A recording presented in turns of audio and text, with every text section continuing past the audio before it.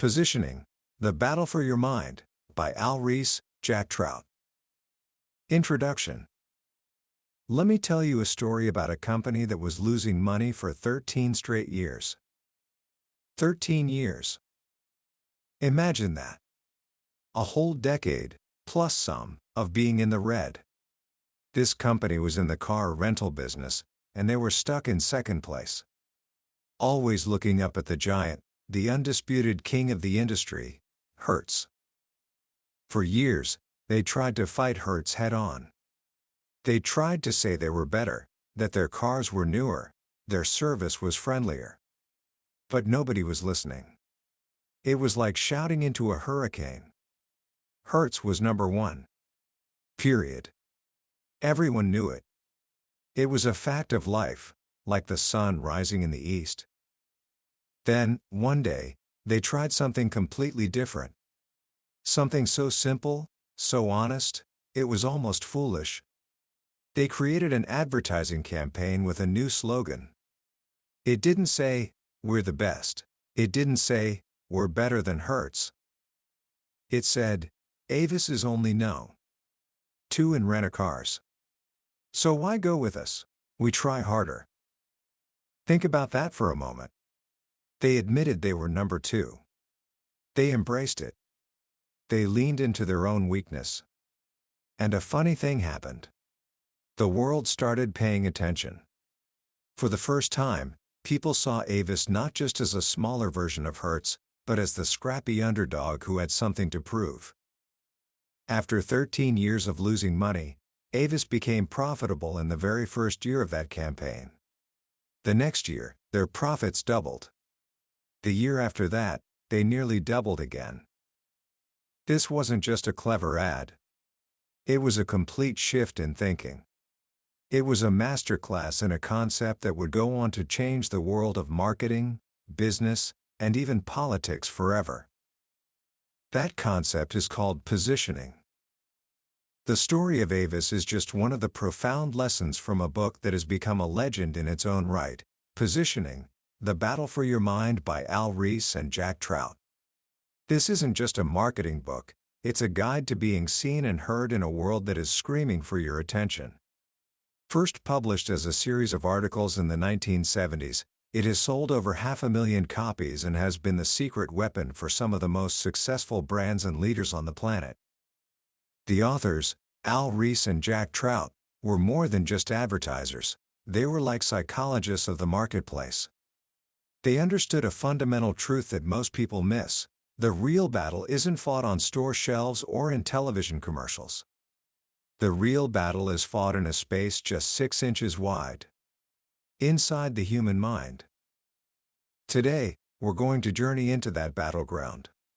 My promise to you is that by the end of our time together, you won't just learn a marketing strategy. You'll understand a timeless principle for how to make any idea, whether it's a product, a business, or even your own career, stand out and matter in an incredibly overcrowded world. Book summary. To understand the genius of positioning, we first have to understand the problem it was created to solve. Ries and Trout gave it a name, the overcommunicated society. Even back when they first wrote this, they saw what was happening. We were being bombarded. Too many products, too many companies, too much advertising noise. They calculated that in America, the per capita consumption of advertising was already hundreds of dollars a year. That means every single day, thousands of messages were competing for a tiny sliver of real estate in your mind. Now, think about your world today. The world of social media, of streaming services, of endless notifications on your phone. If it was an overcommunicated society back then, we're living in a society of infinite communication today. We send more and we receive less. Our minds, in a desperate act of self-defense, have learned to build walls. We filter, we reject, we ignore almost everything. The mind, as Ries and Trout explain, only accepts new information that matches what it already knows or believes. Trying to change a person's mind is one of the most difficult tasks in the world. So, If you can't just blast your way into someone's mind with facts and figures and noise, how do you get in? This is where positioning comes in. Ries and Trout offer a revolutionary idea. Positioning is not what you do to a product. Positioning is what you do to the mind of the prospect. You aren't changing the product itself, you are changing the perception of the product as it exists in the mind of your audience. The easiest way to do this? The absolute, surefire, golden ticket to owning a piece of someone's mind? Be first. Think about it. Who was the first person to fly solo across the Atlantic Ocean? Charles Lindbergh. Everyone knows that. Now, who was the second? Struggling? Most people are. The second person was a man named Bert Hinkler. A fantastic pilot by all accounts. But he wasn't first. Who was the first person to walk on the moon? Neil Armstrong, of course. Who was the second? Buzz Aldrin, and even he is mostly famous for being second. The third? That's a trivia question for the ages. The first brand, the first person, the first idea to enter the mind in a new category is incredibly difficult to dislodge. Think about the brands that are synonymous with their products. For photocopies, you say Xerox. For tissues, Kleenex. For cola, Coke. These brands weren't just first, they created the category. They were the first ones to build a ladder in our minds and place their brand name on the very top rung. This brings us to one of the most powerful metaphors in the entire book, the little ladders in your head. To cope with the sheer volume of information, our minds have learned to simplify and rank everything. For every category of product or service, we have a mental ladder. For rental cars, as we saw, Hertz is on the top rung. Avis is on the second. Maybe National is on the third. For most of us, the ladder stops there. Any other rental car company has to fight an almost impossible battle just to get onto the ladder at all. The mistake most companies make is that they launch their marketing as if no one else exists. They advertise in a vacuum, talking only about themselves. But positioning says you must know where you are on the ladder. You have to understand the positions of your competitors before you can determine your own. If you're not first, you have a positioning problem. And the solution is not to pretend the leader doesn't exist. The solution is to relate your brand to the leader's position. This is the hard way into the mind. But it's often the only way. Avis did it perfectly. By saying we're no. 2. They didn't attack Hertz head-on. They acknowledged Hertz's leadership. In doing so, they instantly occupied the second rung on the ladder in everyone's mind. And by adding "we try harder," they turned their weakness into a strength. The message was clear. The big guy is complacent, but the little guy is hungry. It worked because it resonated with our natural sympathy for the underdog. Another brilliant example is 7-Up. In the world of soft drinks, the ladder is completely dominated by colas. Coke is on top, Pepsi is on the second rung. So what did 7-Up do? They couldn't create a new lemon-lime soda ladder that would be anywhere near as important as the cola ladder. So they did something ingenious. They positioned themselves on the cola ladder. Their slogan? The Uncola. With that one simple word, they established themselves as the alternative. The choice for when you don't want a Coke or a Pepsi. In the consumer's mind, the cola ladder now looked like this. Rung 1, Coke. Rung 2, Pepsi. And rung 3, the alternative to both. The Uncola, 7-Up.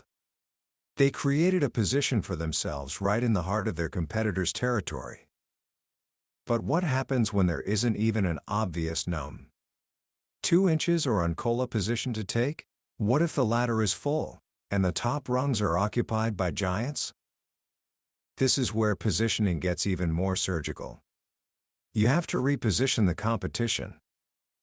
You don't just find a hole, You create a hole by moving an existing idea out of the way. The textbook example of this is the story of Tylenol. For decades, the undisputed king of pain relief was aspirin. Bayer was the leader. Aspirin was what you took for a headache. It was an institution. How could a small product like Tylenol, with a funny-sounding active ingredient, possibly compete? They didn't say, Tylenol is better than aspirin. That would have been a losing battle. Instead, they repositioned aspirin itself. Their ads started with a message that sounded like a public service announcement. It went something like this: for the millions who should not take aspirin. If your stomach is easily upset, or you have an ulcer, aspirin can cause irritation. Notice what they did. They didn't even mention Tylenol at first. They focused entirely on planting a seed of doubt about the leader. They created a new credo, a new hole in the mind, labeled people who have problems with aspirin. And only then did they introduce their product to fill that hole. Fortunately, there is Tylenol. It was one of the most successful marketing campaigns in history. Tylenol didn't just find a position, it created one by gently pushing the king off his throne. It became the #1 brand of pain reliever, not by attacking aspirin's strengths, but by exploiting a hidden weakness. This leads us to one of the most critical elements of any positioning strategy: the power of the name. The name, Ries and Trout say, is the hook that hangs the brand on the product ladder in the prospect's mind. In our overcommunicated world, the single most important marketing decision you can make is what to name your product. A weak name, a confusing name, or a say-nothing name just isn't good enough anymore. A great name is one that starts the positioning process for you. It tells the prospect what the product's major benefit is. Think of names like Head & Shoulders Shampoo. What's its benefit? It's for dandruff. Intensive Care Skin Lotion. What's its benefit? It's for seriously dry skin. Die Hard for a car battery. It suggests it will last a long, long time. These names work because they are simple, descriptive, and they stake out a clear territory. The opposite of this is what Ries and Trout call the no-name trap, which is the tendency for companies to shorten their names to meaningless initials. Companies see the success of giants like IBM and GE and think that initials are a shortcut to success. But they're confusing cause and effect. International business machines became so famous first that people started calling them IBM. General Electric was a household name long before people shortened it to GE. The name was known before the initials had any meaning. When a lesser-known company like, say, Smith Corona Marchant changes its name to SEM Corporation, it doesn't sound powerful. It sounds anonymous. The initials have no built-in meaning. The mind works by ear, not by eye. We look for phonetic shorthand. General Electric is 6 syllables. GE is 2. It's a shortcut.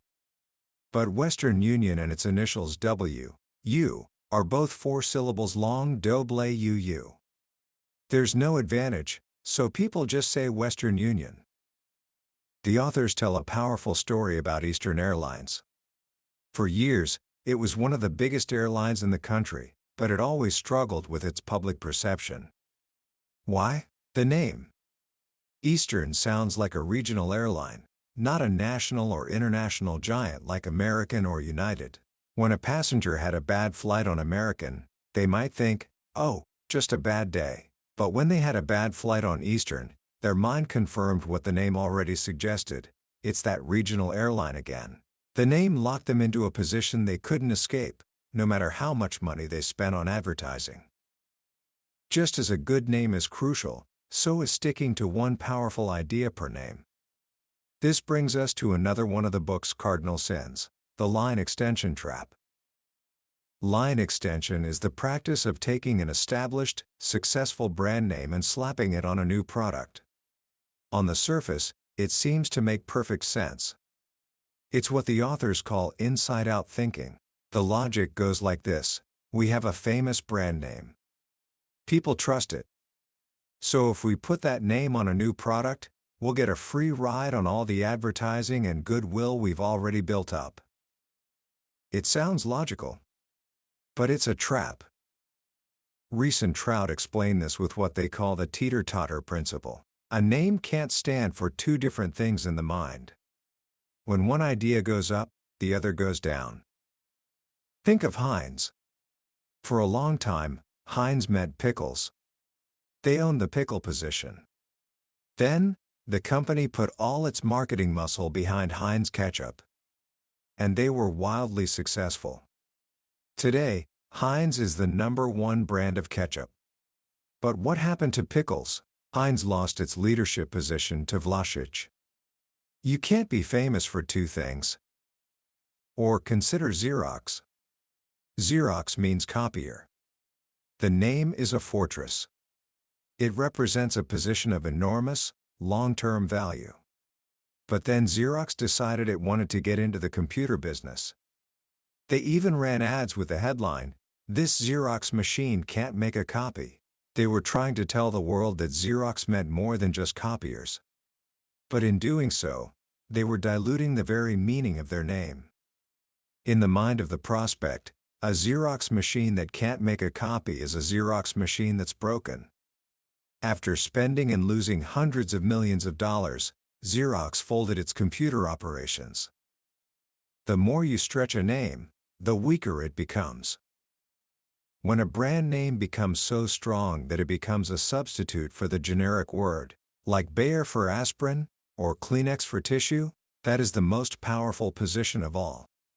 But line extension destroys this. When Bayer starts selling Bayer non-aspirin pain reliever, the message it sends is that Bayer is just a brand name, not a superior form of aspirin. It shatters the illusion. And this isn't just about big corporations. The principles of positioning are universal. They apply to politics, to countries, and most importantly, they can apply to you in your own career. This is perhaps the most powerful part of the book for a young person starting out. People, just like products, suffer from the same disease. They try to be all things to all people. What are you? What is your position? Can you sum up what you want to be known for in a single concept? The most difficult part of positioning yourself is selecting that one specific idea to hang your hat on. Most people aren't ruthless enough to do it. They want to keep their options open. But if you want to cut through the wall of indifference in the world, you have to stand for something. Instead of trying harder, which is what most people do, Ries and Trout say you need to try smarter. The secret is to stop looking inside yourself for the road to success. Success, they argue, is based more on what others can do for you than what you can do for yourself. To do this, you need to find a horse to ride. The first horse is your company. Is it going somewhere? No matter how brilliant you are, it's hard to look good in a company that's failing. The second horse is your boss. Is he or she going places? Hitch your wagon to a star. It's amazing how many successful people rose up right behind a brilliant mentor. The third horse is a friend. The big breaks in a career often come from a business friend who recommends you for an opportunity. The fourth horse is an idea. An idea whose time has come is the most powerful force in the world. But to ride that horse, you have to be willing to stick your neck out, to face criticism, and to bide your time until the world catches up. And the fifth horse is faith. Faith in an idea, faith in a product, faith in other people. The authors tell the story of Ray Kroc. He was a struggling milkshake machine salesman in his 50s when he met two brothers who had a brilliant idea for a hamburger stand. But the brothers didn't have the faith to expand it. Ray Kroc did. He bought their idea and their name, McDonald's, and built one of the greatest business empires in history. All of these horses require you to look outside yourself. There is a sixth horse, one that is difficult and unpredictable, which most people try to ride: yourself. It's possible to succeed all on your own. But it's not easy. The best jockey doesn't always win the race. The jockey who wins is usually the one on the best horse. So, the final question the book leaves us with is a personal one. What position do you own in the minds of the people around you? And what position do you want to own? Answering that question isn't just a marketing exercise. It's the first step in crafting a life and a career of meaning and impact. Commentary. When you really stop and think about it, this book is more than just a marketing manual. It's a profound commentary on the nature of communication itself. Ries and Jack Trout wrote this decades ago, long before the internet, before social media, before the 24-hour news cycle became what it is today. And yet, their central diagnosis of our world, the overcommunicated society, is more accurate now than they could have ever imagined. We're all marketers now. Whether you're posting on Instagram, applying for college, or pitching an idea at work, you are competing for attention. You are trying to establish a position in someone's mind. And the principles in this book are the universal laws that govern whether you succeed or fail. The most powerful lesson, for me, is the shift from inside-out thinking to outside-in thinking. It's such a simple idea, but it's so hard to practice. We are all the heroes of our own stories. We are all deeply familiar with our own products, our own companies, our own strengths and weaknesses. So we naturally start from there. We talk about what we think is important. But positioning forces you to do the opposite. It forces you to start with the other person. To climb inside their mind, look at the world through their eyes, and see the existing landscape. To see the ladders they already have, the positions that are already owned. It's an act of empathy, first and foremost. Before you can tell someone who you are, you have to understand who they think you are. And who they think everyone else is too. So, how can you start applying this powerful way of thinking to your own life, right now? Here are a few simple actions you can take. First, define your position. Take out a piece of paper and answer this question. What is the one single thing you want to be known for? Not 5 things. 1. Are you the most creative person in your art class? The most reliable leader in your club? The go-to expert on a specific topic? The discipline of forcing yourself to choose one thing is the beginning of all powerful positioning. Be a big fish in a small pond. Second, look for the question mark the hole. In any situation, instead of just trying to be better than the competition, look for what's missing. What unique angle can you take that no one else is taking? If everyone in a group project is focused on the big picture, maybe your position is to be the one who masters the details. If everyone in your field is shouting about being the fastest, maybe you can be the one who is the most thorough. Find the open space. And third, simplify your message. In a world drowning in information, simplicity is a superpower. Can you explain your idea, your project, or your unique value in a single, memorable sentence? The Coca-Cola. We try harder. The nighttime cold medicine. These ideas are powerful because they are brutally simple. You don't have to explain them. You just get them. In the end, positioning is about clarity. It's about cutting through the noise not by shouting louder, but by whispering the right message, in the right way, at the right time. It's understanding that the mind is not a battlefield to be conquered with force, but a landscape to be navigated with respect and intelligence. If you can learn to see the world not just from where you stand, but from where others are, you'll have more than a marketing advantage. You'll have a key to deeper, more effective communication in every aspect of your life. That was a summary of Positioning: The Battle for Your Mind by Ries and Jack Trout. We've explored the core ideas today, but I'll be honest with you, a summary is like looking at a map of a beautiful country. It can show you the landmarks, but it can never replace the experience of actually walking the terrain yourself. The real magic happens when you read the book. It's in the quiet moments, when a particular story or a simple phrase hits you in a way you didn't expect. This summary is designed to help you decide if this book is worth your time. If anything we've talked about today has resonated with you, I truly encourage you to grab a copy.